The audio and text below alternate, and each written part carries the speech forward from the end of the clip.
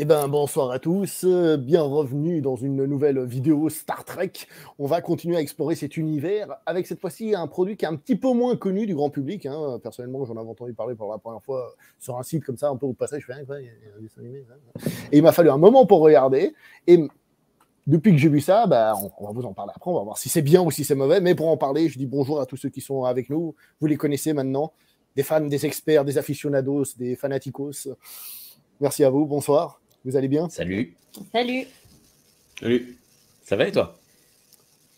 Bah bien. Comme on a dit, en off, hein, on va pas faire les faux culs, crever. Ça va bien. Oui, là c'est dur en ce moment. On est en plein mois d'octobre là. On change de saison. C'est bien dur physiquement, moralement. Mais bon, c'est cool. Moralement, moi j'aime bien parce qu'il fait beau dehors, t'as envie de sortir, mais tu sors, il fait froid. Je veux pas dehors. Ah mais moi le matin je sors de ma couette, j'ai déjà froid. Ne me demandez pas. Voilà. Moi la nuit je suis dans ma couette, j'ai toujours froid. Donc, Bon, suivant, qui dit mieux? C'est un concours en fait. C'est concours de celui qui est le plus malheureux, qui est le plus frieux. Le plus dépressif. Je vous parlerai pas de mes 3 enfants malades. Encore?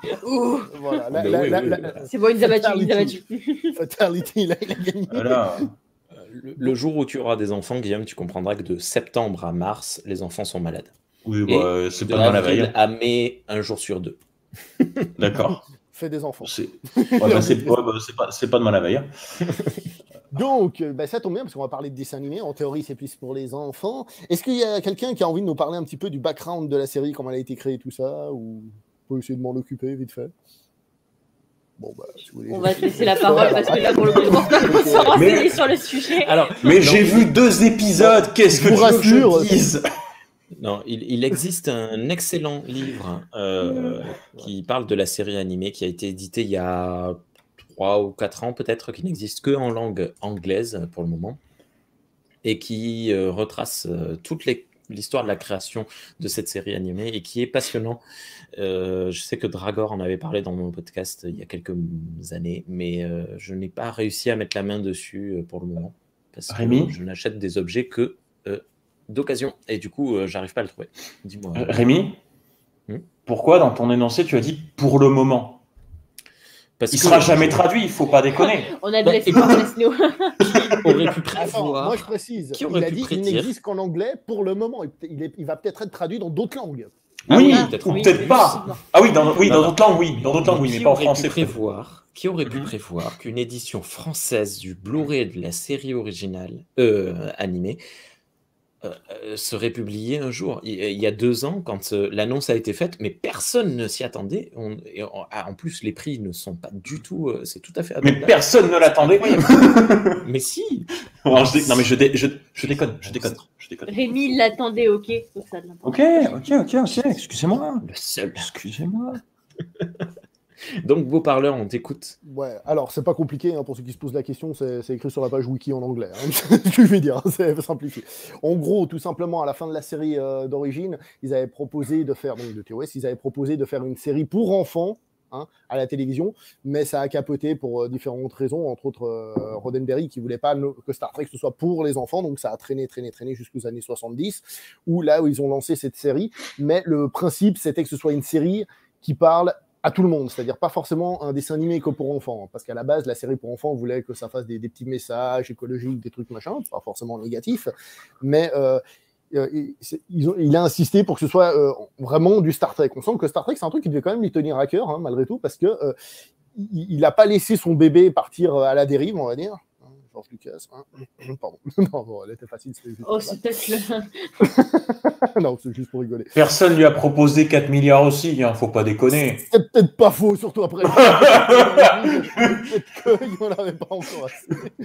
Donc, le principe de la série aussi, c'est que le casting revient, à part le personnage de Pavel Tchekhov, à cause d'une question de budget. Hein, parce qu'ils n'avaient pas de thunes. Et donc, c'est d'ailleurs pour ça que le personnage n'apparaît pas et qu'il est remplacé par un autre personnage. On en parlera après, mais comme c'est une série animée, ça va plus loin que la série TOS en se permettant, entre autres, de mettre plus d'extraterrestres, entre autres sur la passerelle, pour moins donner la sensation que c'est finalement un vaisseau humain, mais c'est un vaisseau de la Fédération. Oui. Si je peux, si je puis me permettre, déjà par rapport au casting, il y a un truc à savoir, c'est qu'à la base, la Paramount ne voulait faire, enfin ceux qui possédaient, je sais plus si c'était déjà Paramount ou CBS, parce que voilà, ils voulaient faire revenir que Kirk et Spock dans le casting, et c'est surtout Leonard Nimoy qui a dit, bah en fait, moi je veux bien, mais je reviendrai que si à mes autres costards en fait. Donc si vous ramenez George Takei, si vous ramenez Nichelle Nichols, c'est tout. Voilà, ils ont. Alors je sais plus du tout si Shatner a tenu le même discours, parce que je sais que Shatner et George Takei n'ont jamais pu se piffrer, et donc je sais pas du tout si, compte tenu du personnage, il a tenu le même discours, mais c'est expliqué, pour ceux qui ne l'ont pas vu, c'est expliqué dans le documentaire For the Love of Spock, qui est sorti il y a 5 ans, qui est un très bon documentaire sur la vie de Leonard Nimoy, et sur son rapport à Star Trek. Ah bon, il est de retour sur Netflix, je crois qu'à un moment il était parti. Oh mince, attends, je sais plus du tout. Désolé. Donc voilà, ça c'était un document intéressant. Alors je sais plus après si c'est arrivé avant ou après, mais Leonard Nimoy avait aussi eu des problèmes vis-à-vis de Spock avec les propriétaires de la licence qui ont utilisé Spock sans son accord, et c'était pas stipulé dans son contrat, dans une pub, il me semble, de céréales, et c'était dans les années 70. Et Nimoy, donc comme je dis, je sais plus si c'était juste avant la série animée ou quelques temps après, mais Nimoy, ou alors c'était peut-être juste avant le début des films, en fin des années 70, excusez-moi, et Nimoy a attaqué la Paramount, et il a gagné, il me semble. Alors, le film est toujours sur Netflix, hein, je viens de vérifier, il y est. Voilà. D'accord. Et effectivement, c'est un très bon documentaire. Oui. Voilà, ouais, non, mais tout ce que tu dis, c'est très juste, j'allais le dire. Donc, ça tombe bien, tu complètes parfaitement bien. Précisons aussi que la série, enfin, cette série animée a l'avantage, entre guillemets, d'avoir 2 saisons. Qu'est-ce que ça veut dire ? Ça veut dire qu'avec les 3 de la série originale, plus les 2 saisons, on a la mission de 5 ans. Voilà. Même si... Après, sachant que la deuxième saison, elle a... Combien d'épisodes, la deuxième saison, elle a déjà ? C'est ce que j'allais dire. Je vérifie, mais... Elle a 6 épisodes. Ouais, elle a 6 épisodes, et la première en a seulement 16, donc... Est-ce qu'on peut vraiment parler d'une mission de 5 ans ? Voilà. Mais surtout qu'elle de 4 ans et demi. Elle n'a pas non plus de fin comme la série originale n'avait pas de fin. La série originale n'avait pas non plus de début, en fait. On n'a jamais su si on suivait l'Enterprise au début de sa mission de 5 ans dans la saison 1 aussi. C'est vrai. Voilà. Bravo, t'as foutu en l'air l'ambiance. Tout à fait. Donc, voilà, en gros, pour le plaisir. Donc voilà, donc avec ça, on peut dire tout ça. Oui, qu'est-ce que tu voulais dire ? Non, mais j'allais juste dire, mais j'ai oublié son nom, l'interprète de Scotty. James Doohan. James Doohan, qui est un excellent acteur de doublage, fait les 3/4 des voix annexes. Dès qu'il y a un extraterrestre qui parle un peu bizarrement du nez, c'est très probablement James Doohan qui le fait. Il a même fait certaines voix féminines dans la série. Et c'est lui qui a fait le gros de la job sur cette série. Je crois que Nichelle Nichols aussi, elle a prêté sa voix à pas mal de personnages dedans, et généralement ça s'entend pas mal. James Doohan, autant il arrivait à un peu déguiser sa voix et tout, mais Nichelle Nichols, généralement j'entendais la voix, je demande c'est Nichelle Nichols. C'est elle. Alors, on a eu un débat tout à l'heure en off, qu'on a coupé pour ne pas le faire en off, sur le côté canon de la série. Parce que pendant une période, quand elle a été tournée, il me semble que c'était canon. Ensuite, ça a été décanonisé. Et là, vous me dites que ça a été recanonisé. Oui. Alors, je ne sais plus les dates exactes. Il y en a qui disaient que ça a été recanonisé depuis 2007 ou depuis 2017. Mais je sais que maintenant, à l'heure actuelle, la série animée est canon. C'est très simple. Il y a une règle qui a été annoncée, c'est tout ce qui a été vu à l'écran de télévision est canon. Ou de cinéma. Ou de cinéma. Donc, toutes les séries sont canon. Tous les films sont canons. Mais tout ce qui a été réalisé soit par la Paramount, soit par CBS est canon. Et maintenant donc, tu es en train de me dire que dans l'Enterprise, il y a un holodeck et c'est canon ? Oui. Tu es en train de me dire que dans Star Trek, ils vont dans l'espace avec des ceintures et des champs de force, alors que dans Next Generation, ils doivent mettre une combinaison de cosmonautes ? Parce que c'est plus pratique. C'est peut-être juste plus pratique en termes de dessin et d'animation. Après, ça fait qu'au lieu de designer une combinaison tout entière, tu as juste à designer une ceinture. Oui, mais et puis de toute façon, on le voit avec la série Enterprise et la série Voyager, qui est la plus loin. Il y a quoi? Il y a Picard maintenant.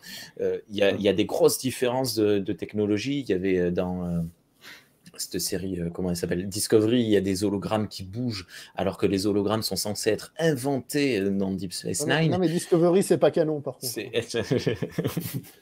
Parce que moi, je l'ai pas vu sur un écran, donc c'est pas canon, je suis la règle. Hein. Alors, tu vas avoir des problèmes, mais bon. Tu l'as pas vu tout court, en fait, c'est ça. C'est ça. J'ai vu les 2 premiers épisodes. Les 2 premiers, peut-être, sont canons après. Non, mais je voulais pas rentrer dans ce débat, mais il y a toujours des. Il y aura une émission pour ça. Voilà, il y a toujours des histoires de cohérence entre les séries. C'est certain, vous me faites chier, vous me perdez dans ce que je suis en train de dire. Mais ça, voilà, c'est comme ça. Mais bon, au niveau des histoires, après, concrètement, ce qui se passe dans la série animée, c'est incroyablement beau visuellement et ce sont des jolies histoires, mais ça n'a pas extrêmement d'importance dans l'univers entier qu'est Star Trek. Alors, tu parles de beau visuellement, je voudrais rebondir sur un truc. Tu trouves pas que l'architecture de toutes les planètes se ressemble? On a toujours ce même type d'architecture, un peu de long comme ça, avec des espèces de... C'est très SF des années 70. Ouais. Si tu regardes bien les décors, c'est riche, il y a plein de couleurs, plein de formes. Comme tu dis, ouais, c'est très psychédélique. Hein. Et mais rien qu'à voir le tout premier épisode, le vaisseau spatial qu'il rencontre là, qui est vieux de plus d'1 million d'années, je crois, je ne sais plus combien de centaines de milliers d'années, il est tout plein de courbes, plein de couleurs très vives. C'est de la SF des années 70. Si vous êtes fan ou si vous avez lu du Métal Hurlant et des trucs comme ça, du Flash Gordon. Flash Gordon, c'est incroyable pour ça. C'est le même genre d'univers. C'est vrai qu'il y a on va dire une cohérence visuelle. Mais oui, mais du coup, t'en prends plein les mirettes. La planète où c'est des plantes qui sont des humanoïdes plantes qui dominent, c'est incroyablement beau visuellement. La planète les Megastous qui font de la magie, pareil, t'as plein de trucs, formes cristallines et tout. C'est incroyable. Moi, j'adore. Alors, par contre, je pense que je vais mettre un petit tola ou un petit bémol sur le côté visuel, parce que je vois ce que tu veux dire, mais je pense que si certains se disent « Oh, je vais regarder un truc magnifique visuellement », ils vont venir nous insulter derrière. Alors, de nos jours, non. De nos jours, clairement, personnellement, je me dis que peut-être à l'époque, c'était effectivement de la belle animation et tout ça. Personnellement, je la regarde aujourd'hui et je vois les gros plans, je vois l'animation qui est reprise et tout à certains moments et tout. Moi, ça me fait rire. Personnellement, j'ai regardé TAS vraiment avec une appréciation ironique en fait. Je suis désolée Rémi, je suis vraiment désolée, mais je l'ai vraiment regardé parce que c'était drôle. Je trouvais cette série hilarante en fait. Ça m'empêche pas de l'apprécier. Bon, je tombe la veste. Mais ok, ça devient sérieux, attention. Non, je plaisante. Non, mais l'animation, même à l'époque, était pas incroyablement terrible. Si vous ne connaissez pas la série animée, vous qui nous écoutez et nous regardez, vous avez très probablement vu des extraits de la série animée de Spider-Man avec Peter Parker qui bougeait pas et dont seulement les lèvres bougeaient. Et bien là, c'est la même chose. Les personnages ont deux gestes dans chaque plan et c'est une animation extrêmement rigide. La planète des singes a eu une série animée et c'était très proche, c'était quelques 5-6 ans plus tard, et donc l'animation est un peu plus mouvante, mais très peu. Et les personnages, au final, ne bougent que quand ils sont en ombre, en noir, ils courent super vite, ils font... C'est très drôle, mais c'est vrai que c'est très rigide. Mais quand je dis que c'est beau, c'est les décors, les designs, les couleurs, mais l'animation est très rigide et particulièrement compliquée à regarder avec un œil non avisé. Même pas que l'animation, ils utilisent très peu les ombrages. Oui. Ils utilisent très peu d'effets d'ombrage, même basiques sur une moitié de personnage ou quoi. C'est là aussi ça. Enfin, j'ai pas envie que ça pêche un peu parce que ça voudrait que je juge. Et ok, je passe ma vie à juger, mais quand même. Mais ouais, il y a ça aussi qui manque quand même. Voilà. Mais enfin, moi, ça me rappelle les vieux dessins animés que je regardais, hein, qui avaient pas mal ce genre d'animation, justement, et même ce genre de plan. Parce que ce qui est assez rigolo, c'est aussi la mise en scène, où on a souvent, par exemple, le personnage qui va être en gros plan comme ça. C'est des plans qui peuvent paraître un peu chelous comme ça, mais bon, c'est Très mal écrit. des vieux dessins animés. C'était très chelou, hein. Ouais, je sais, ça a marché. Ça a marché. Tu es un monstre, Guillaume. Oui. Non, mais c'est très drôle. Et du coup, ça a été repris dans plein de mèmes. C'est super drôle. Quand tu as le fameux, ce que je fais depuis tout à l'heure avec Kirk qui est comme ça et puis qui fait comme ça. Dans la série, c'est super sérieux, mais en fait, c'est complètement aujourd'hui, c'est complètement idiot et limite ridicule, quoi. Je crois que l'épisode où ça se ressent le plus, c'est celui où l'Enterprise commence à faire des blagues. Et t'as les personnages qui sont censés se marrer. Et puis toi, ils rigolent comme ça. Je suis désolé, monsieur Spock. Je suis mort de rire. Alors tu sens que dans le doublage, le rire, c'est un vrai rire. C'est vraiment. Mais il y a juste la bouche qui bouge, qui fait je suis désolé. Enfin, ça, c'est le genre de chose qui est. Ça, c'est le genre de chose qui est aussi embarrassant à tourner qu'à regarder après, tu vois. mais j'ai envie de dire que finalement, cette animation, c'est un peu la même barrière qu'on peut avoir quand on regarde TOS, quand on regarde la série originale, c'est-à-dire la série originale a aussi son côté des années 60, etc., etc. Mais toutes les séries les ont. Toutes les séries les ont. Voilà, merci. J'ai dit dans son acting. Mais après, non, je pense que ça doit être un peu plus compliqué de regarder la série animée par rapport à la série originale. Je pense que la preuve là ce soir, Guillaume et Margot, la série animée c'est pas votre truc. Elle l'a regardée, hein. Oui, je l'ai regardée en entière. En vrai, j'ai apprécié la regarder. J'ai apprécié la regarder, mais je l'ai pas prise au sérieux à 100%. Dans TOS encore, il y a des moments où tu prends vraiment la série au sérieux et tu dis ok, là c'est important et tout, il se passe ça et tout, c'est grave, etc. Avec la série animée, c'est difficile de te dire ça parce que tu as envie vraiment de prendre au sérieux ce qui se passe, mais déjà entre l'animation, parfois les doublages et tout, et juste ce qui se passe par moment, tu te dis ok. What the fuck. Je me souviens de l'épisode où ils croisent une espèce de diable. C'est ça. Tu croises une civilisation où tu as une espèce de littéralement le diable en fait qui débarque. Et t'as cette civilisation avec les gens qui ont des parties de leur corps qui se séparent. Et chose qui a été reprise dans Lower Decks récemment, d'ailleurs, dans un épisode. C'était plutôt cool comme clin d'œil. Mais cet épisode est juste dément, en fait. Et t'as plein d'épisodes comme ça qui sont complètement déments et tu comprends pas ce qui se passe. Et en fait, moi, j'ai apprécié la série, mais juste de manière ironique, en fait. Vraiment, c'était... j'allais devant, mais juste pour me taper des barres, en fait. C'est tout. Voilà. Celui avec le diable, quand il juge Kirk et l'humanité, ça t'a pas fait penser oui, ça fait penser à la Q. À Farpoint. Exactement. Et c'est là que tu vois qu'il y a plein de trucs qui ont été repris, en fait, justement. Peut-être parce qu'elle n'était pas considérée comme canon, ou alors le fait que ce soit un dessin animé, tu vois, c'est pas le même niveau, tu vois. Donc, oui, mais là, si tu vas dans ce truc-là, qu'est-ce que tu fais de Decker et de Ilia, qui sont des proto-Riker et Troy? Parce que le film est canon, la série est canon, quoi. Donc c'est juste qu'ils ont repris. Non, mais c'est juste qu'ils ont repris des archétypes, ils ont repris des bouts de scénario, voilà, sans penser à mal, mais.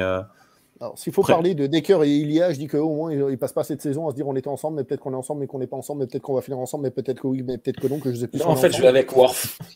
Voilà. Finalement, j'aime bien ceux qu'on le feront pousser. Là. Ce qui est terriblement dommage, on en reparlera dans une émission ou deux, mais c'est terriblement dommage que ça n'ait pas continué. Ça aurait été marrant. Je dois être la seule personne au monde à penser ça. Par rapport à Worf et Troy, mais bon. Et Troy. Non, en vrai, je suis assez d'accord. Je suis plutôt d'accord avec ça.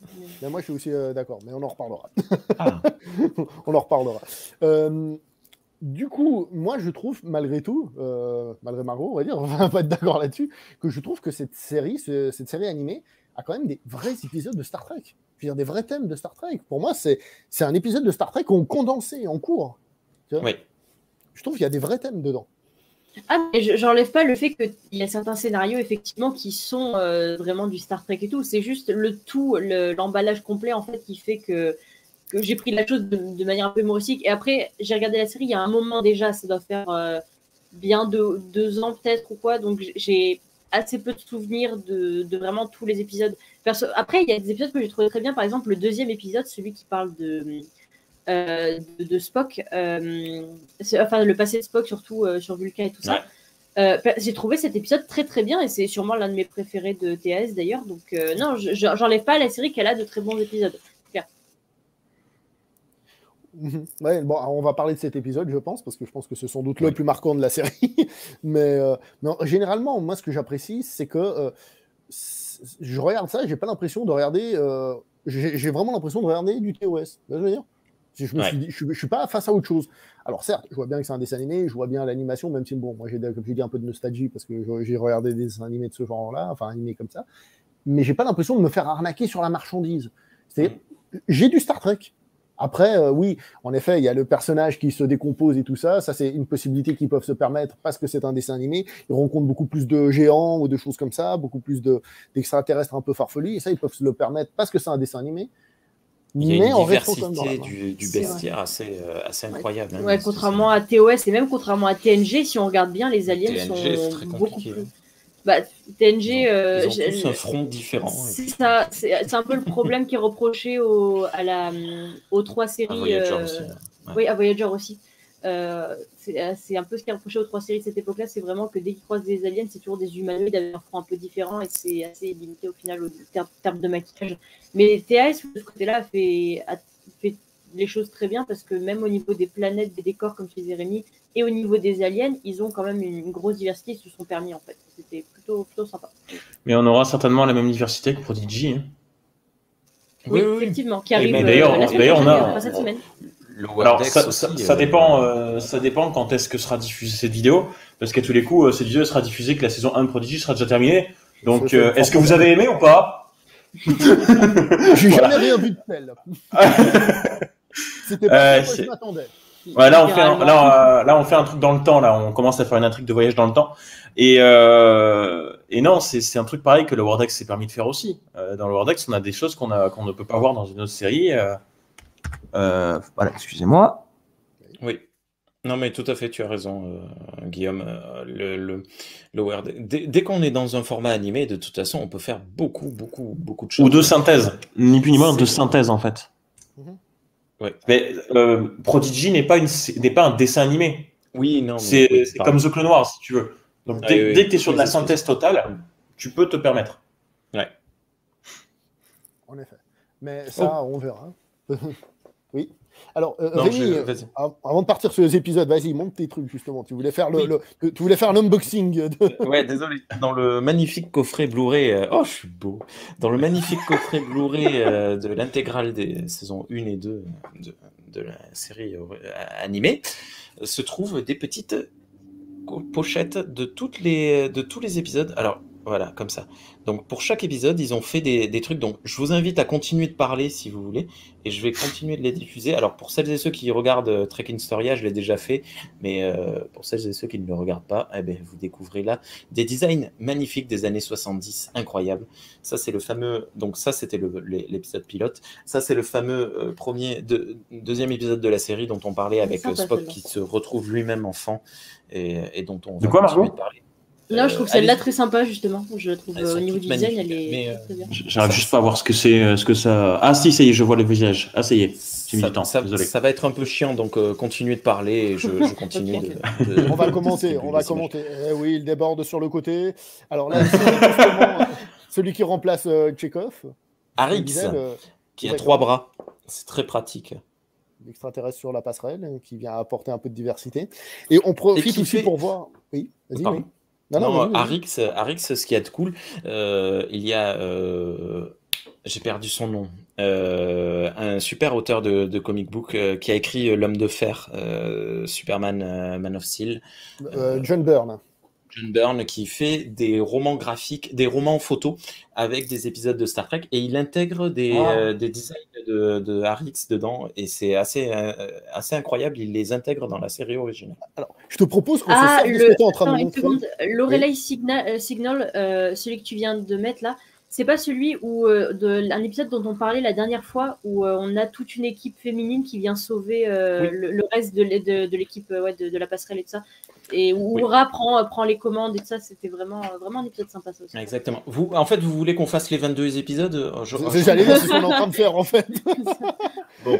J'allais dire, tant qu'on y est, on parle de certains épisodes. Alors, ouais, désolé. On va pas tous désolé. les faire, parce que... Bon, est-ce que quelqu'un a quelque chose à dire sur le premier épisode qui est absolument incroyable, qui te fait tomber dans le psychédélisme total dès les premières minutes? Je trouve que c'est un épisode qui t'accueille en mode Star Trek, qui fait tiens, bouffe. Exactement. On t'accueille dans cette série et bam, tu vas voir ce qu'on va te donner. Je trouve que c'est très bien. Ouais. Honnêtement, il est assez incroyable. clair. Et au final, t'as pas compris ce qui se passe, hein, parce que il trouve un vaisseau, il rentre dedans, ça explose, on sait pas pourquoi, on sait pas qui, il y a pas de méchant, on sait pas ce qui se passe, et puis voilà, c'est fini. C'est incroyable. Alors, deuxième épisode. Spock, celui-là, c'est un épisode super. C'est un épisode vraiment super parce que c'est en fait la décision de Spock d'aller plus vers son côté humain ou son côté vulcain. Il doit faire ce choix. Pourquoi c'est Dick Fontana. Et c'est le premier épisode que mon fils de 6 ans a vu. Voilà. C'est bien, tu as fait un bon choix. C'est de l'éducation, ça. Pourquoi il est en slip? Quoi? Pourquoi le jeune Spock, à un moment donné, il est juste en slip? Il fait très chaud sur Vulcain, il fait très chaud. Oui, c'est vrai. Celui-ci, je pense que personne n'a grand-chose à dire.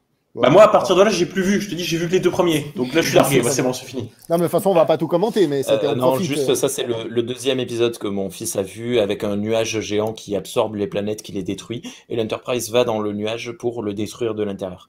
C'est marrant comme l'Enterprise aime rentrer dans les trucs qui détruisent. Voilà, exactement. C'est la même chose que dans le film. Mais ils sont pas rentrés dans la 12e machine. Ils ont laissé un autre vaisseau le faire. Ils ont été gentils. Ouais, ils ont été cool. Mais là, pour le coup, mon fils a rien compris.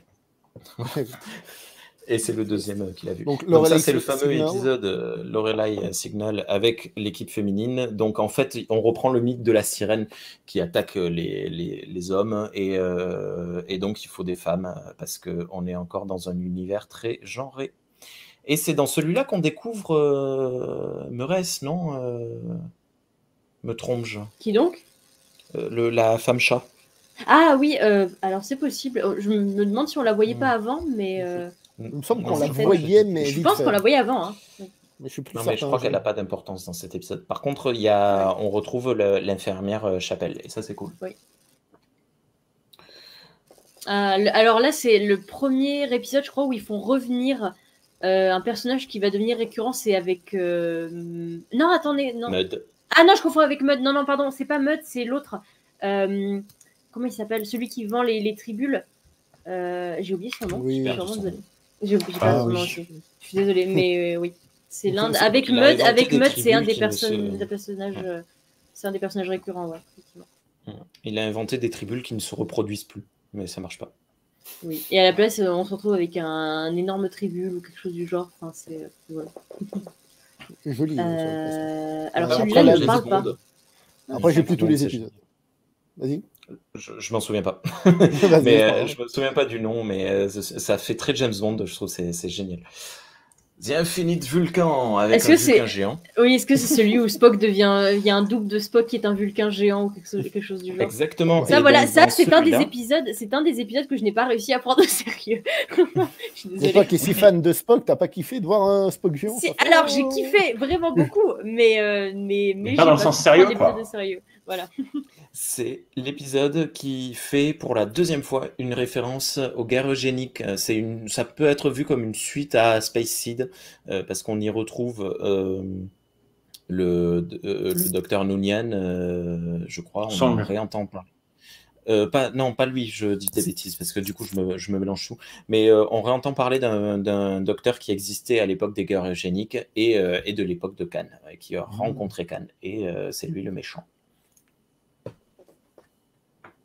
Ça, je m'en souviens plus. Ah oui, si, voilà, on parlait de l'épisode magique avec le démon.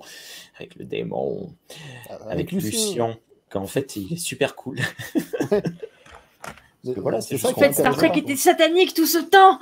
Voilà. Donc, ils vont dans le centre de l'univers où la physique n'est plus du tout la même chose. C'est complètement psychédélique.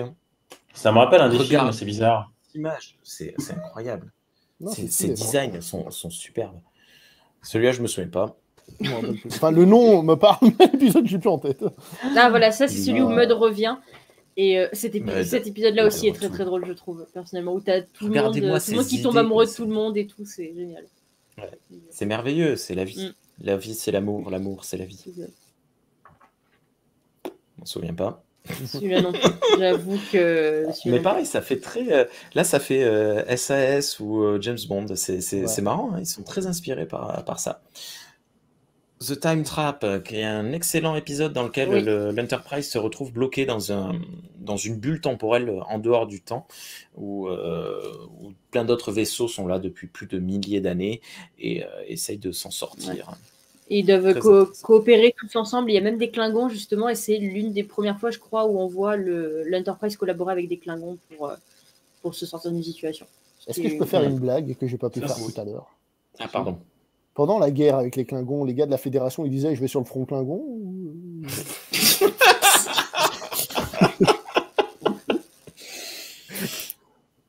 Vas-y, continue. Toujours sur le front. Voilà. Alors, attends, j'arrive pas à lire. Ambergris Element. Ouais. C'est pas celui avec les fameuses planètes, espèces d'arbres vivants? Alors, je t'avoue un détail, j'ai pas revu, j'ai vu que le début de la première saison et la deuxième saison pour cette vidéo, donc je me rappelle plus. Alors celui-là me parle pas en vrai, je suis désolée, mais encore une fois, pour moi, ça remonte pas mal. Ouais, bah, moi aussi, quand je l'ai vu la première fois. Regardez-moi, c'est Cara Design. Sulu, il est magnifique. Au passage, comme elle est belle, c'est incroyable. Qui veulent voir à quoi ressemble la série, c'est ce Cara Design là qu'on a dans la série. Oui, voilà. The Slaver Weapon, dont je me souviens pas. Alors, ça, The Eye of the Beholder. Alors ça, c'est inspiré d'un épisode de la 4e dimension, il me semble, qui s'appelle comme ça justement. Mais ça m'étonnerait pas. Encore une fois, je me souviens pas exactement de quoi parle l'épisode malheureusement. Mais... Jihad, qui est un épisode exceptionnel. Ça, c'est le genre d'épisode, tu peux plus appeler un épisode comme ça de nos jours. Hein. Oui, mais après, bon, c'est parce qu'il s'agit bel et bien d'une guerre sainte. Dune le faisait, hein. Dune parlait très souvent d'un djihad. C'est comme ça, c'est d'époque, on en parlait beaucoup à l'époque de cette manière-là. Djihad, c'est un épisode très sympa où Kirk et Spock et d'autres espèces non humaines doivent s'allier, notamment avec cet homme qui est... Enfin, cet homme, non, c'est pas un homme, c'est un aigle. Cet aigle qui est un prince, je crois, dans sa planète. Ils doivent retrouver un MacGuffin, et s'ils ne le retrouvent pas, son espèce va devoir rentrer en djihad contre l'univers entier. La dernière fois que ça s'est produit, ils avaient dévasté la moitié de l'univers. Fun. Oui, parce qu'à l'époque, on parlait d'univers et pas de galaxie. Voilà. Les Pirates d'Orion, c'est très cool parce qu'on voit des Orions, c'est chouette. C'est sympa. On y apprend que les Orions sont un peu bruts sur l'honneur et que dès que ça se passe mal, ils préfèrent se suicider tous ensemble. Ah ok. C'est assez intéressant parce que c'est sympa que ce soit après le djihad comme épisode. Ouais. Non mais enfin, je trouve ça cool parce que du coup les Orions dans la série originale et dans Enterprise sont pas tant creusés que ça et ils ont pas enfin c'est pas incroyable, on sait juste que c'est des esclavagistes machin, et là en fait ils ont un code d'honneur machin, des trucs, c'est des pirates mais qui ont des façons de voir les choses. Bem, tu parlais de tout à l'heure Margot c'est Margot ou Beauparleur, je sais plus, c'est Margot, de ces extraterrestres qui ont la capacité de décrocher leur tête de leur corps. C'est dans celui-là, je pensais que c'était dans celui avec le diable, mais non, tu as mélangé les deux séparés. C'est des épisodes séparés. Ouais. Avec le BEM qui est très intéressant, ma foi. On y voit des hommes préhistoriques. Non, l'épisode est intéressant aussi. Hein. Ouais, au niveau des thématiques Trek. Non, pardon. Ouais. Non, mais il y a des hommes préhistoriques et des vélociraptors. C'est cool, quoi. C'est celui où l'Enterprise pète un peu un boulon et fait des blagues à tout le monde, c'est ça? Non, mais en fait, ça, c'est l'épisode de TNG déguisé en TOS. C'est-à-dire, c'est celui où tu as le holodeck, c'est celui où l'Enterprise. Je ne me rappelle plus dans TOS. L'Enterprise, il se tape la tchatch, je ne me rappelle même plus. Je sais plus, tiens. Parce que là, il dit « Ah, c'est la voix de l'Enterprise ». Et en fait, ah oui, non, si, l'Enterprise parle. Oui. Elle parle assez régulièrement. Mais c'est vrai que là, elle fait des petites blagues. Elle fait les blagues des lunettes à Spock. Alors, comment elle l'a fait, on ne sait pas. Il regarde dans ce microscope et il... C'est Valérie. T'es mieux animé que Shatner dans l'épisode. Et oui, effectivement, l'épisode d'avant, c'était le premier où on avait un aperçu du holodeck qui sera installé ensuite dans TNG. Et donc, à tous ceux qui disent que le holodeck dans Star Trek Discovery, c'est impossible, et ben en fait, puisque TAS est canon, si, en fait, à cette époque, le holodeck est canon aussi à l'époque de Discovery. Si on se rappelle, dans Enterprise, à un moment donné, il y a un personnage qui va sur un vaisseau d'une autre race, qui ont un holodeck, et l'idée, c'était de faire « Waouh, c'est génial, peut-être qu'un jour, on l'aura aussi !» Première saison, épisode 5, avec les Iridiens, il me semble. Voilà. Ouais. Et elle tombe enceinte. Je ne m'en souviens pas. C'est pas celui avec Attends, déjà, on n'a pas parlé de celui-là, dont je ne me souviens pas. Je crois que c'est celui où ils accusent, si je dis pas de bêtises, où ils accusent McCoy d'avoir rendu malade, d'avoir propagé une maladie et d'avoir tué je sais pas combien de gens à une époque quand ils les avaient justement vaccinés. Je fais, putain, c'est d'actu. Il me semble que c'est cet épisode-là. Il est génial. Il est vraiment super cool cet épisode. C'est celui-là. Tu parles de celui-ci ou du précédent? Non, le précédent. Celui-ci, si je dis pas de bêtises, c'est celui où il rencontre une espèce de dieu, là, on va dire latino-américain, mais c'est précolombien, là, tu sais. Ouais, c'est ouais, voilà. Ah, je vais pas y arriver. Ouais, ça, c'est fun. Bon, c'est rigolo. Et le dernier, dont je ne me souviens pas. Ah, c'est celui où ils sont tous transformés en bébés. Ah, celui où en fait, tous les membres de l'équipage rajeunissent jusqu'à devenir des bébés, en fait. Et voilà. Cet épisode m'a marqué juste pour ça. De l'équipage de l'Enterprise. C'est ça. Voilà. C'est Benjamin Button version Star Trek. C'est l'étrange cas de l'équipage de l'Enterprise. Bah, ça vient comme ça. C'est très bien. Comme ça, on a déjà fait tout le tour des épisodes. Voilà. Non, mais c'est pas plus mal. Tu sais, il y a un épisode où ils vieillissent dans la série originale. Bon, bah, il fallait compenser. Il y a un épisode où ils rajeunissent dans la série animée. Il y a un épisode aussi où ils rétrécissent petit à petit. Et c'est rigolo parce que Kirk a du mal à descendre de sa chaise. C'est marrant. Voilà. Et donc le coffret est magnifique, regardez ça, c'est super beau. Et je me dis vraiment, on a de la chance d'avoir eu ce truc en France, quoi. C'est incroyable. C'est pour ça, j'espère que le livre sera traduit. Bon, après, l'avantage, c'est que les cartes, ils n'avaient pas besoin de traduire le bonus, donc ça va, tu vois. Les bonus sont sous-titrés, apparemment, je ne les ai pas regardés encore. Ok, donc ça veut dire, il y a quoi comme bonus dessus? Tu arrives à nous dire? Le making-of et commentaire audio, mais on ne sait pas de quoi ni par qui. Et donc making-of de la série animée et l'histoire de la série que j'aurais pu regarder pour préparer cette émission. Voilà, bravo. Voilà. En même temps, tu préparais déjà même pas des petits textes du temps de Star Trek pour les nuls. Pourquoi tu les préparais maintenant? Tu parles. Ouh, ça tire à balles réelles. À boulet rouge, je dirais. C'est pas très gentil tout ça. T'inquiète pas, il aura tôt fait de me remettre à ma place quand il pourra. T'inquiète pas. Ouais. Bref, du coup, c'est bien parce qu'on a déjà fait le tour de la série parce qu'elle est quand même courte et c'est quand même pas un truc. Moi, je trouve qu'elle est bien. Je trouve que c'est une très bonne série, mais c'est pas non plus un truc méga marquant. Est-ce que vous avez encore des choses à dire sur la série? Moi, pas spécialement. Alors, moi je l'aime beaucoup parce qu'elle est très feel-good pour moi. Et alors, bon, je ne le cache pas, j'ai beaucoup de difficultés à m'endormir le soir. Il me faut un temps et je ne peux pas juste éteindre la lumière, me coucher et m'endormir. Tu peux ressortir la blague de tout à l'heure si tu veux. C'est quoi? T'as dit j'ai beaucoup de peine à m'endormir. Je dis si tu veux, tu peux ressortir la blague que tu nous as montrée tout à l'heure. Je m'en souviens pas. Tu vois pas le truc sur le téléphone là que tu nous as Ah oui, oui, alors non. Je ne le fais pas. Parce que, je ne veux pas qu'on pense certaines choses de moi. Et du coup, j'ai beaucoup de difficultés à m'endormir et parce que presque tous les soirs, presque vraiment tous les soirs, je me mets un épisode là sur le téléphone parce que c'est sur Netflix actuellement. Donc je me mets un épisode et je suis lové dans un cocon, je suis protégé et je m'endors assez rapidement. Pas parce que c'est nul, pas parce que c'est lent, Pas parce que c'est mal rythmé, mais parce que je suis bien. Et c'est vraiment une série que je trouve extrêmement feel-good pour moi. Mais ça ne peut pas fonctionner sur tout le monde. Mais c'est vrai que je conseillerais pas forcément à tout le monde de dire « Ah, Star Trek, il faut aussi que tu regardes forcément TS. » Non, si t'adores Star Trek, ça me semble être un passage obligatoire à long terme, tu vois. Ouais. Mais c'est pas le truc que je dirais en priorité, quoi. Au final, moi, c'est la dernière série que j'ai regardée avant l'arrivée de Discovery, Picard et Lower Decks. C'est la dernière série que j'ai regardée, quoi, après avoir découvert toutes les séries et les films. Voilà. Quelqu'un d'autre a encore quelque chose à dire? Parce qu'on parle beaucoup à deux, là. Ben non, mais moi j'ai vu que 2 épisodes, qu'est-ce que je dise, quoi. Je me suis arrêté parce que. Mais ils étaient bien, si tu veux.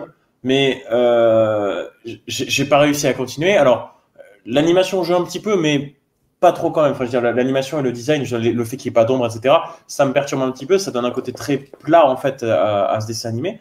Mais c'est pas ce qui m'a gêné le plus. Pour ceux qui ont testé la série originale en français, c'est déjà pas ouf. Et mais mis à part le comédien de doublage qui fait Spock, qui a une voix très atypique et du coup ça convient extrêmement bien au personnage. Par contre, la série animée est une série des années 70, donc un dessin animé qui a été doublé dans les mêmes années. Donc le doublage de dessin animé des années 70. Les voyageurs sont de retour. Non, ça c'est pas un doublage, c'est la SNCF, ça. Mais c'est assez incroyable, ça. Clairement, c'est la VF qui m'a dit je peux pas, j'y arriverai pas à continuer ça, j'y arriverai pas. Voilà. Et pourtant, de temps en temps, il y a de très beaux plans. Je sais que des fois, tu as des dessins qui sont très beaux parce que tu as des dessins justement où des fois tu vois l'Enterprise depuis l'espace. Ils ont rajouté des ombres, ils ont rajouté un côté plus contrasté de ça, et ça donne de très beaux, ça donne quelques dessins très beaux.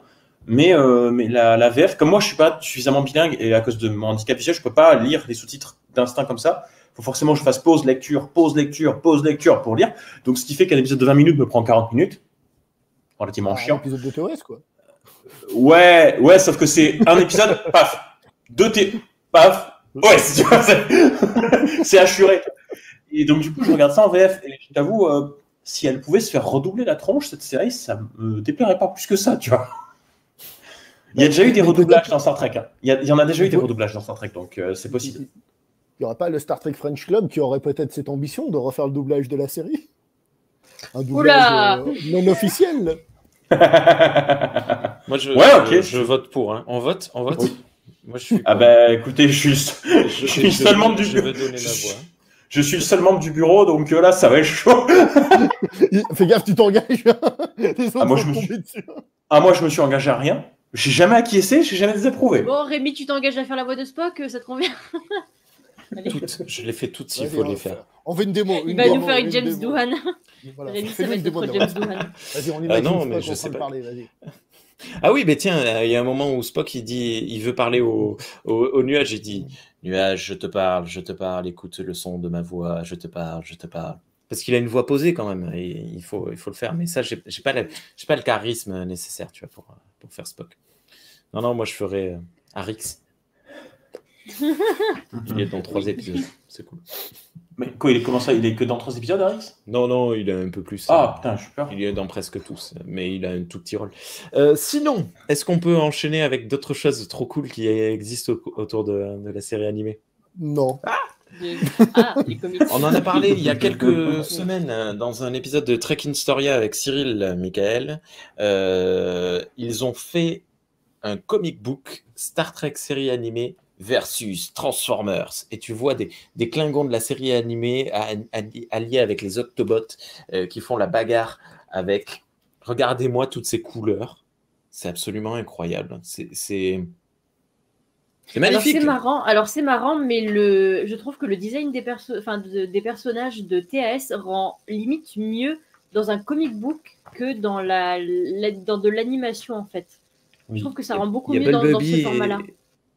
Je le connais pas du tout Transformers, ça, mais oui, ça rend très très bien. Surtout que Ben, tu vois, ils prennent. Ça, c'est clairement Tu as vu plusieurs fois Kirk dans cette position. C'est des positions qui sont pas du tout naturelles. Si tu dessines un homme qui a les bras en l'air, tu le fais pas comme ça.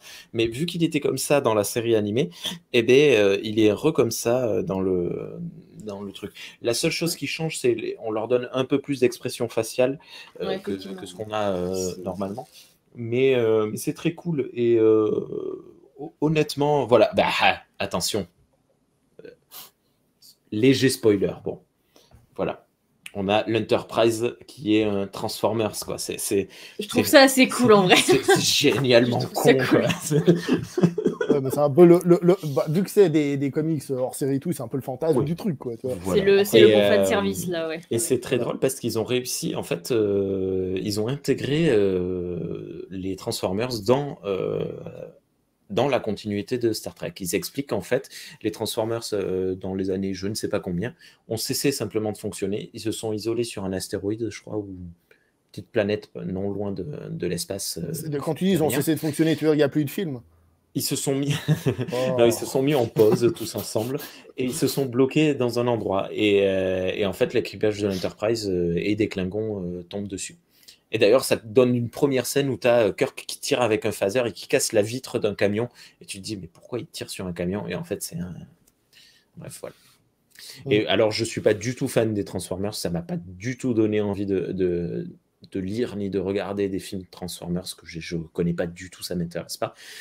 Mais par contre, j'ai trouvé très fun à lire et très fun. Voilà.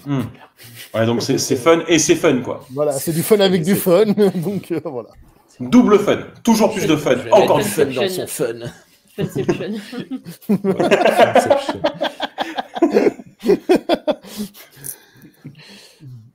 Voilà.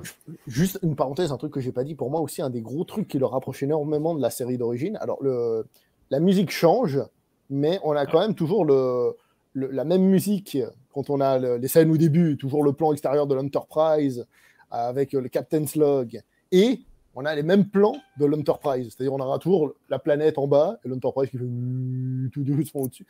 Et pour moi, c'est bien qu'on est dans la continuité. Et d'ailleurs, ce côté immobilisme sur l'Enterprise colle bien parce que on a pareil, hein, je veux dire, on sent quand on regarde la série d'origine TOS que l'Enterprise, bon, voilà, il est un peu limité dans ce qu'ils peuvent faire avec au niveau des mouvements. Est-ce qu'il y a encore quelque chose à ajouter? Pas de mon côté. Non plus. Bon, bah, on passe à l'after. Hein. On va enfin pouvoir faire des vraies blagues. Hein. On va plus être limité par YouTube. Donc, comme on l'a dit, cette vidéo, ça se voulait plus un petit bonus complémentaire, puisque c'est peut-être pas la priorité. Mais si vous aimez Star Trek, jetez-y un petit coup d'œil. Si vous ne connaissez pas, je dirais pas que c'est grand public et facile d'accès, mais peut-être que c'est votre cas. Essayez. Moi, au début, j'étais sceptique. Hein. La première fois que j'ai regardé, j'étais en mode attends, et puis j'ai regardé, fait putain, mais en fait c'est Star Trek, quoi, c'est du vrai Star Trek, quoi. Et justement, là où beaucoup par exemple, de films étaient transcrits en dessin animé, je sais pas moi, le dessin animé Robocop, le dessin animé de Conan, j'aime beaucoup le dessin animé de Conan, mais voilà, il y avait beaucoup de dessins animés qui étaient donc une version très très light. Bon, en même temps, Robocop, tu l'adaptes pour les enfants, tu m'étonnes que tu vas lighter la chose énormément.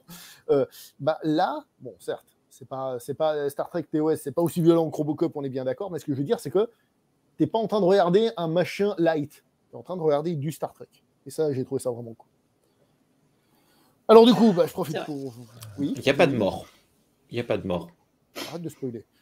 Non, mais par rapport à la série originale, où dans tous les épisodes, pour montrer le danger, t'as un mort, au moins un.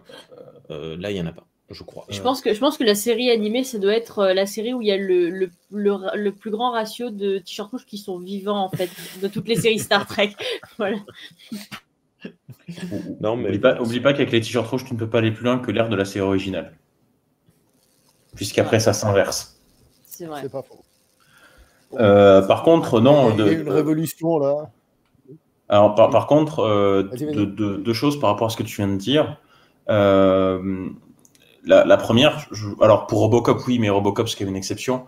Mais moi, en tant que gamin des années 90, j'ai grandi avec tout plein de films qui sortaient, qui avaient automatiquement sous l'année leur adaptation en série animée. Moi, j'ai eu Men in Black, j'ai eu la série animée Men in Black quand le premier film est sorti. Il y a eu Godzilla du film de Roland Emmerich. Et alors, il faudrait que je me retrouve Men in Black parce qu'elle était cool comme cette série aussi. Ouais, Godzilla aussi était super. Mais justement, Godzilla, je l'ai vu il y a 4 ans, je l'ai revu il y a 4 ans, Godzilla.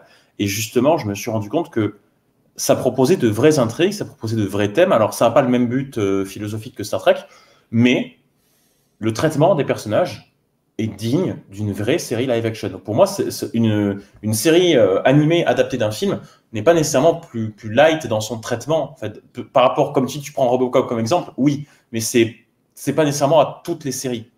Et donc tu peux très bien proposer un traitement cohérent de personnages, même si tu fais un dessin animé plus adapté pour les enfants, mais tu peux quand même faire des trucs. Enfin, je veux dire, tu vas voir la série Godzilla, il y a des tas de scènes où ils vivent des moments de la vie de tous les jours, où ils se disputent, comme des adultes, en fait, parce que dans la série, ce sont des adultes, ils ont des problématiques d'adultes. Le dessin animé est loin d'être light à ce niveau-là, en fait.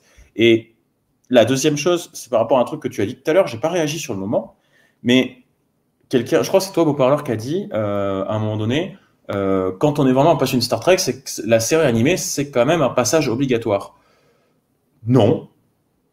Bah non. Il n'y a pas d'obligation, j'en suis la preuve vivante. Ça fait 10 ans que ça fait 10 ans que j'ai découvert Star Trek vraiment en profondeur. Et ben non, en fait, j'ai toujours pas regardé la série animée, je n'y arrive pas. Il n'y a pas d'obligation pour moi. Voilà, c'est ça ce que je veux dire. Quand je dis c'est un passage obligatoire. Attends, je précise, quand je disais c'est un passage obligatoire, ce que je veux dire par là, c'est pas déjà le gars normal, on va dire, c'est le fan. Le fan va à un moment donné avoir au moins la curiosité de se dire, tiens, qu'est-ce que c'est ? Est-ce que c'est bien ? Est-ce que c'est pas bien ? Après, bah, tu sais, je connais des fans de Star Trek qui n'ont jamais touché à la série originale, par exemple. Et pourtant, ils sont investis dans la communauté, ils sont des vrais fans et ils connaissent l'univers. Moi, je connais des fans de Star Trek qui ont regardé que 3 épisodes de Picard. Est-ce qu'on peut leur en vouloir ? Est-ce qu'on peut dire que c'est des... Oui, mais les fans de Star Trek, ils n'ont pas continué. Je veux dire, ils ont vu que 3 épisodes de Picard, certes, mais ils n'ont pas vu que ça dans l'univers Star Trek quand même. Non. Non, mais je parlais de moi en fait. Non, mais toi, on sait que tu les as tous vus. La preuve, on faisait des émissions à l'époque où on en parlait sur ton serveur. On sait que tu les as tous vus. Non, je les ai pas tous vus. J'ai vu les 5 premiers. Non. Ah. Non, tu réécouteras l'émission justement. Ah, ok, d'accord. Tu veux que je te dise, moi je les ai vus en entier, mais je pense que tu as bien fait de t'arrêter. Je lui redonnerai une chance un jour. Moi aussi, je me suis dit, un jour, je leur donnerai une chance. Un jour. Quand il y aura une autre timeline dans la vie, peut-être que la série sera bien sur cette autre timeline. Si c'est pour que vous crachiez sur notre timeline, parce que c'est notre timeline, c'est bon. Peut-être que la version Picard de la KTL, elle est bien. On ne sait pas encore, on n'y est pas encore. Bref, du coup, si on n'a rien à dire sur cette série, je propose qu'on s'arrête là. Merci pour les précisions que tu as très bien faites au passage. Merci à vous. Donc, je rappelle vite fait, rappelez tout le monde où on peut vous trouver, histoire qu'on ne pas. Sur Twitter, c'est @Remi2D, REMI 2, le chiffre 2, la lettre D. Et sur la chaîne YouTube de Cyril Michael, qui s'appelle Star Trek Historia. T'as failli bugger à vous. Ce petit moment d'hésitation en mode oh, qu'est-ce que c'est, merde. Ce sera coté au montage. Et je fais quelques émissions pour. Ce sera ralenti, tu sais, la pause va être. Je vais l'allonger. Tu sais, mets une musique d'ascenseur, c'est pendant ce temps. Non, et quelques productions au format podcast uniquement pour Galaxy Pop. Galaxy Pop. C'était quoi ça? C'est notre jingle. C'est comme ça, on a l'impression que c'est autre chose. Ouais, on est d'accord. Écoutez, Galaxy Pop, c'est très cool. Et donc, on a la confirmation que Rémi, en fait, Rémi, c'est pour ça qu'il aime beaucoup la série animée, parce que c'est Rémi 2D. Voilà.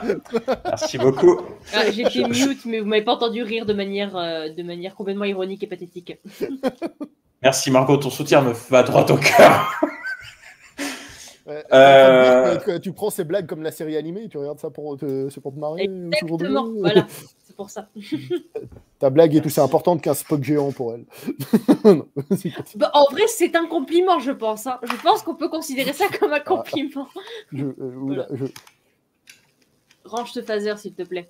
Non, t'as pas le t-shirt rouge. T'as pas le t-shirt rouge. Merde, putain. J'étais à ça. Aucun fan de Star Trek ne mourra aujourd'hui. Je peux pas mourir là. Pas vrai ça. T'as fini Rémi ou pas? Ouais. Ok. Moi, pour le moment, on peut encore me trouver dans le Star Trek French Club. D'ailleurs, Margot aussi. Donc, c'est @Star Trek French Club sur Facebook. Sur Twitter, c'est @stfc-officiel. Sur Instagram, c'est Star Trek French Club avec que des tirets bas entre chaque mot. Et sur YouTube, c'est la chaîne officielle du Star Trek French Club. Vous tapez juste Star Trek French Club, vous allez nous trouver. On a également un site internet, Star Trek French Club sur Google. Normalement, ça devrait être le premier résultat. Voilà. Et d'ailleurs, j'en profite, on vient de fêter nos 5 ans le week-end dernier. Je sais pas si depuis la page Je suis publique, extrêmement jaloux. C'était trop cool. C'était trop cool. Effectivement, c'était super cool. Je sais pas si vous avez pu suivre les conférences qu'on a fait, parce qu'on a fait une grosse conférence de 2 heures où Sébastien et moi, on a animé cette conférence. Et donc Sébastien, c'est le président, moi je suis le vice-président, pour retracer un petit peu les 5 ans de l'association. Elle est disponible, cette conférence, sur notre page publique. Elle a été retranscrite en direct. On était à Souillac. On a été très bien accueillis par notre membre d'honneur, Eric Stilwell. Donc Eric Stilwell, qui, je le précise, a travaillé sur Star Trek. Il était chargé du respect de la continuité dans la série TNG. Donc, dès qu'il y avait un nouvel épisode, un nouveau scénario qui était écrit, il devait aller voir dans la série originale. Et puis après, sur les productions ultérieures antérieures de TNG. Donc, non, mais quand tu arrives à la saison 7 de TNG, tu as forcément les 3 saisons de la série originale et les 6 premières saisons de TNG à te retaper pour, voilà. Il était responsable de la continuité. C'était quelque chose qui lui tenait beaucoup à cœur. Et il a travaillé sur Yesterday's Enterprise, donc un épisode de la saison 3, où on voit l'Enterprise C. Il a travaillé sur Star Trek Insurrection aussi, qu'on a d'ailleurs regardé en sa compagnie. Et c'est lui qui a tout organisé. Il nous a fait venir à Souillac, donc c'est en Dordogne, un country club. Et c'est lui qui a chapeauté le projet. Il a fait un travail de dingue. Et il a été super sympa du début à la fin. Du coup, grâce à lui, on a pu faire la plus grosse réunion d'adhérents qu'on avait jamais fait depuis la création du club. Et on s'est tous super bien amusés. On était tous très bien logés, nourris. Voilà. Est-ce que vous avez picolé? Oui, et d'ailleurs, justement, tu parles de ça. Si tu vas et tu picoles pas, je sais pas. Ouais, alors, ouais. Elle était facile, elle est pas mal, je l'accepte. Mais le pire, c'est que du coup, comme Eric vit là-bas, il a pu avoir les contacts qu'il fallait. En fait, ils nous ont fait des cocktails spéciaux. Donc, on avait le Underian Fizz, on avait le Salut Vulcain, je crois, le Vulcan Hello, et on avait de la sanguine, en fait, qui n'était autre que du vin rouge, mais c'était quand même de la sanguine. Donc le Salut Vulcain était une boisson rouge, et le Underian Fizz, bien sûr, était une boisson bleue. Voilà. Donc c'était très très bien. On était très très bien. J'ai vu la vidéo. C'est la blague de l'Andorian Fist. Ouais. Désolé. Vraiment, vraiment désolé. Margot, est-ce que tu as quelque chose à dire, s'il te plaît? Je vais rien ajouter. Je vais rien ajouter. Sauve-nous, s'il te plaît, sauve-nous. Elle dit, qu'est-ce que je fais avec ces gars-là, moi? Moi, comme Guillaume, en fait, on peut me retrouver pareil dans le STFC, j'en fais partie. Donc, et c'est à peu près tout, en fait. Voilà. Je n'existe pas hors du STFC, en fait. Ne sois pas si dur avec toi-même. En fait, vous ne le savez pas, mais je ne suis pas là actuellement. D'accord. Ouais. Mais Rémi, par contre, tu as oublié de parler de Twitch. Hein. Je tiens à préciser que c'est pas la première fois que tu oublies de parler de Twitch. Trek Historia fait très souvent des... en fait, les émissions de Trek Historia sont primement diffusées sur le Trek in Twitch, donc la chaîne Twitch de Star Trek Historia de Cyril. On est en live dessus, puis après rediffusé sur YouTube, puis après rediffusé sur Galaxy Pop. Galaxy Pop. Et puis, ils sont pas avec nous, mais je rappelle aussi le podcast du Quadrant Pop, hein, puisque aujourd'hui, il n'y a personne, mais dans l'univers Star Trek, ça développe quand même tout ça, donc n'hésitez pas à jeter une oreille. Ouais. Merci à tous d'avoir été là. On s'arrête là pour cette petite vidéo qui a été plus longue que prévu. Hein. Mais merci à vous. Et puis, moins long que les autres. Tout est une question de perspective. Allez.